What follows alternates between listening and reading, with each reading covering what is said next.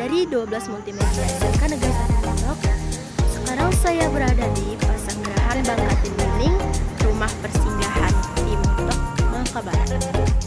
Bangunan ini terbuat dari kayu dan dibangun pada tahun 1827 oleh kolonial Belanda. Berfungsi sebagai gedung pengadilan atau Landrat di Montok.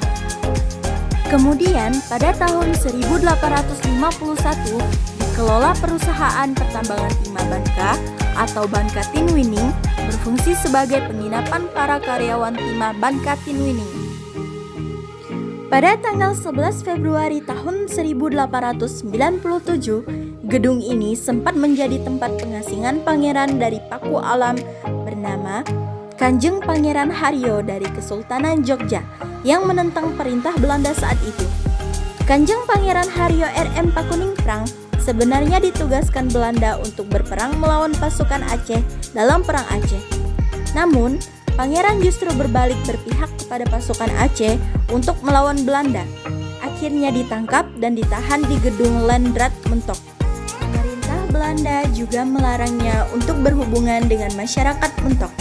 Kanjeng Pangeran Haryo R.M. Pakuningprang wafat pada tanggal 18 Agustus 1897. Pada tanggal 6 Februari 1949, Bung Karno dan Agus Salim di pengasingan Prapat dijemput dengan pesawat terbang Catalina jenis amfibi dan mendarat di atas air sekitar pukul 10.00 waktu Indonesia Barat di Pelabuhan Pangkal Balam. Kedua tokoh bangsa ini langsung dijemput dengan perahu kecil.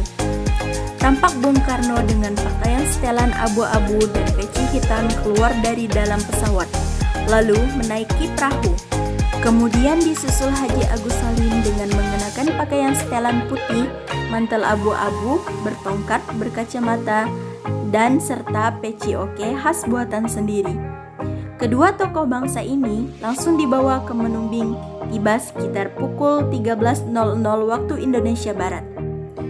Presiden Soekarno dan Haji Agus Salim tiba di Pasanggerahan Menumbing untuk bertemu Bung Hatta guna membicarakan permintaan BFO. Hari itu juga rapat selesai. Sebetulnya Presiden dan Agus Salim diperbolehkan kembali ke Prapat, tetapi atas keputusan rapat mereka diminta untuk tetap di Bangka untuk memudahkan menghadapi perkembangan politik seterusnya.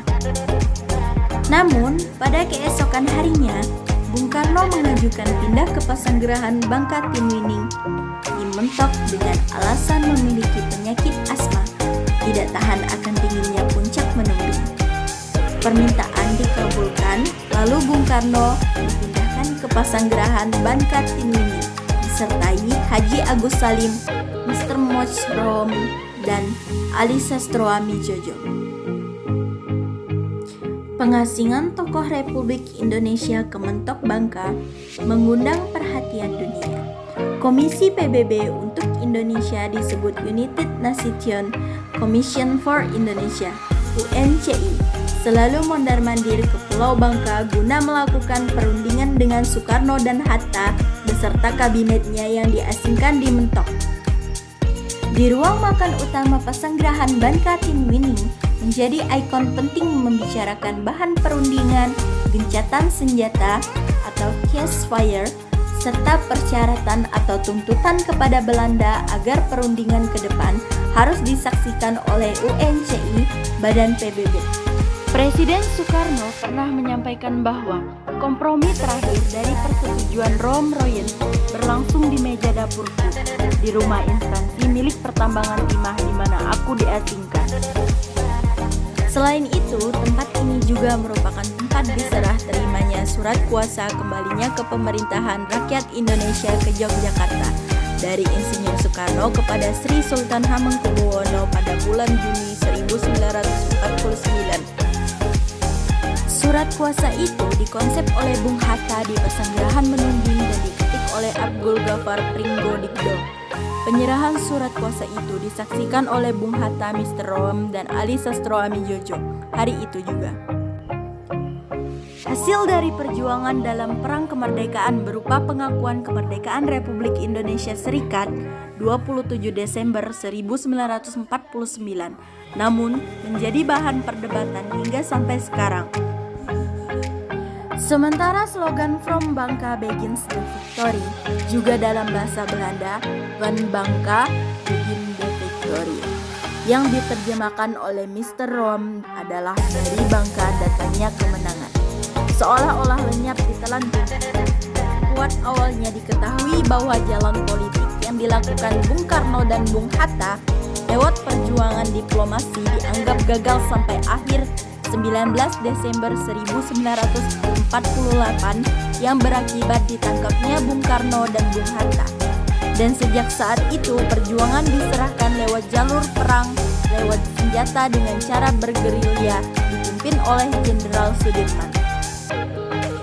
Namun jalan perang juga ternyata tidak membuahkan hasil, malah kekuatan sekutu semakin besar, sementara perlawanan sudah mulai mengendor dan perjuangan sudah berada di ujung tanduk kehancuran. Di mana-mana persatuan dan kesatuan sudah terpecah belah antara kelompok republik dan kelompok federal. Masing-masing daerah memiliki pemimpin dan menjadi daerah bagian otonom. Menghadapi kebijakan Bangka dalam istilah Trace Bangka yang merupakan cara baru untuk perjuangan yang dilakukan Bung Karno dan Bung Hatta merupakan jalan terbaik dan terbukti berhasil. Setelah perundingan KMB memutuskan adanya pengakuan dan penyerahan kedaulatan kepada negara RIS. Perjuangan tersebut benar-benar berhasil, namun kemenangan itu tidak akan tercapai tanpa adanya perjuangan kombinasi antara perjuangan sipil atau politik dan TNI dengan diplomasi dan perang gerilya hidup atau mati. Sekian sejarah ini saya sampaikan. Mohon maaf bila ada salah kata dan salah pengucapan. Jika kalian suka video ini,